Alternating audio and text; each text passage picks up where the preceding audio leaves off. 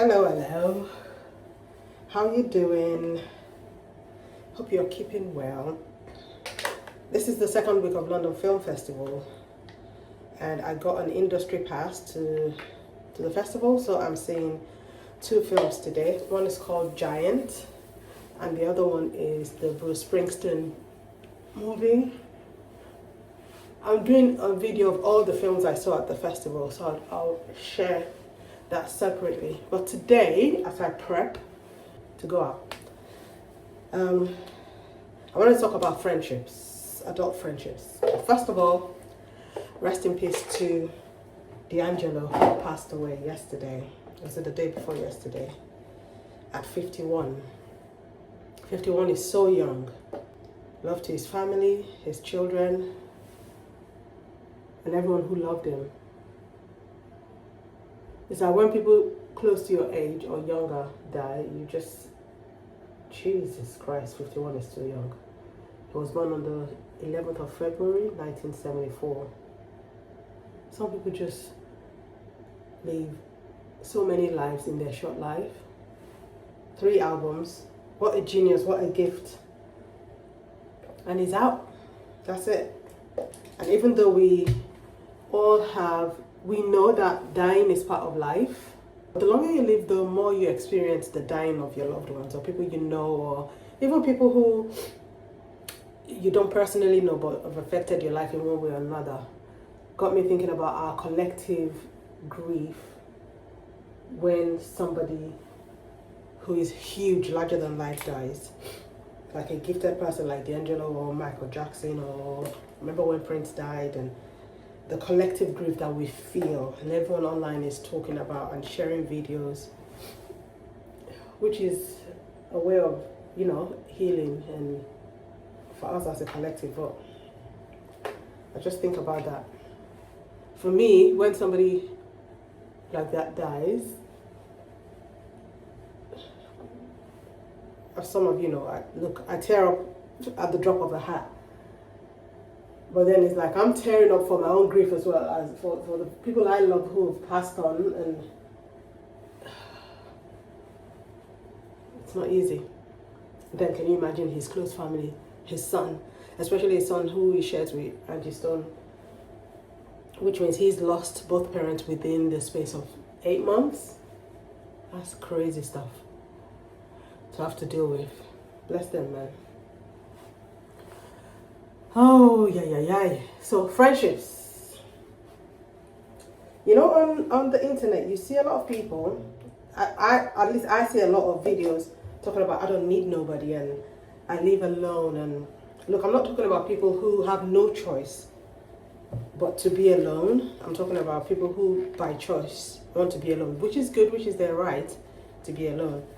But I'm just like, the importance of community cannot be overemphasized. It's important that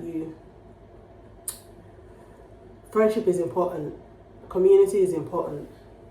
In your life, if you're truthful, there are only maybe a handful of people, 2-3 people who are like your people. You can call on them and they'll be there for you. But those types of friendships goes both ways. There's a word I'm looking for, but it evades me. You have to invest in that friendship, and they equally invest in it. Otherwise, it feels like it's one way, and it feels unfair. I think a lot of people, they feel like their friendships aren't being reciprocated, so instead of trying, they become a recluse. And I tell you something, being alone isn't cool. There's a video going around where LeBron James, he said he's an only child from a single parent home. And soon as he started playing ball, maybe at the age of 12, 13, and he started having friendships, he was like, oh, this is cool. I never want to be alone in my life. Then he got married and he had kids. And he's like, I never want to be alone. The only time I want to be alone is when I'm down 6 feet under. That's it. Like, I'm going to do anything to save my family. If I have to crawl, beg, bite.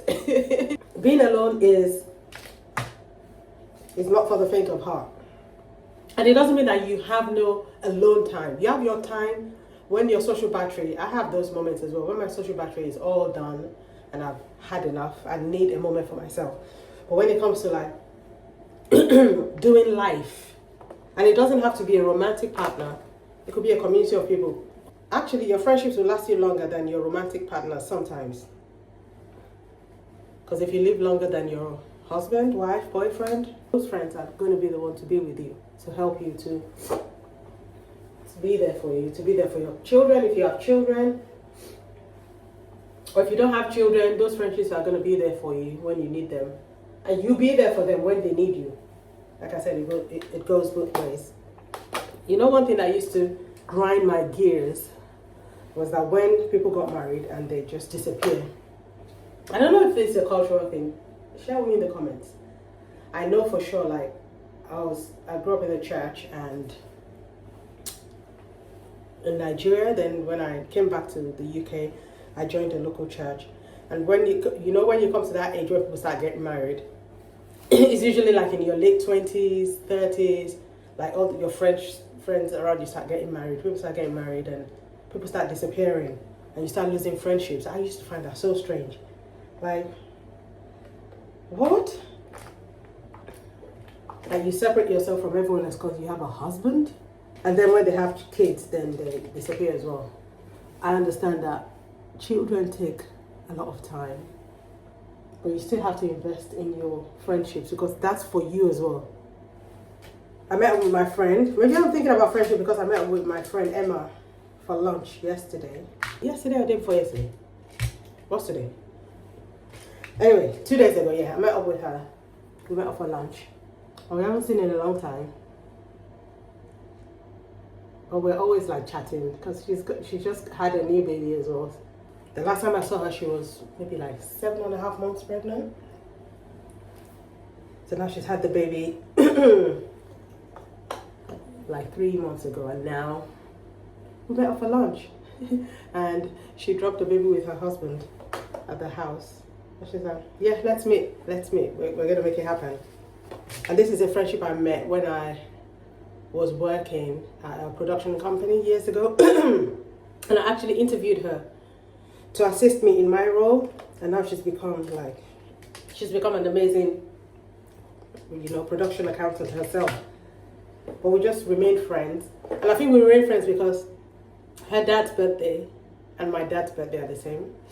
And then she shares, her birthday is the 1st of October, and my sister's birthday is the 2nd of October. So I've always just like, oh, that's my Italian sister. We had an hour of lunch, we spoke. She's going through her own issues, and we just share. I remember when my mom died, and after the funeral and everything, I was staying at home not by myself, but I was staying at home, not going out. And she just called me up, let's meet up, and we met up. And we just sat, we didn't even say a lot of stuff, we just sat down. And both of us just cried. I didn't even say anything, we were at that cafe. I think the lady who was serving us just gave us space.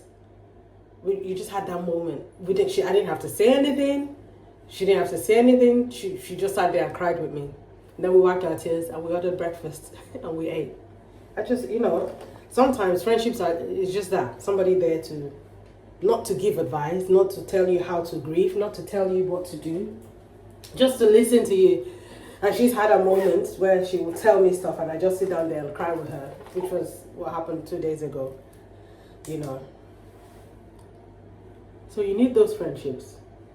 And if you find them, cherish them. Don't take it for granted. For some people, the only people they have around them are the people they pay for services. People who service them. That's it. No one. And I know that when we live in a society, especially in the West, if you live in the belly of the beast, as I say, I did not coin that actually. Somebody else did. I don't know. Who did?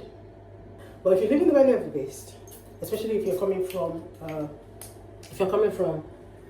culture that respects community, and now you're living in the US or the UK or Canada or Australia,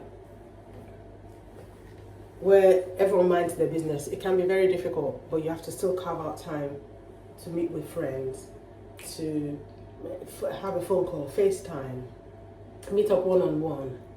And even if they're going through their own changes, getting married, having kids, maybe give them a bit of space. But even if you're that person, don't just cut off your friends and be like, done with them. because now you're married and you're joined at the hip to your husband and your boyfriend. Sometimes when the fan hit the road, those friends are the ones who will be there for you, man. They'll be there to help you pick up, to listen to you. And then you come out of those meetings or meetups more energized to like, okay, yeah, I'm ready for what the world brings. Friendships. That's what I wanted to talk about. I'm off wearing my denim on denim. Can you see? Okay. At the end of this video, I'll put a video of what I look like after I've worn my shoes and done everything. I'll show you my look. Hope you have a lovely day, whatever you're getting up to. Please like, share my video, like, subscribe to my channel if you're just coming across. I share this thoughts every Wednesday, Wisdom Wednesdays, and then I try to put up something like a vlog on a Sunday. Help me grow my channel. Please like, subscribe, please, pretty please subscribe. I'll see you in the next one.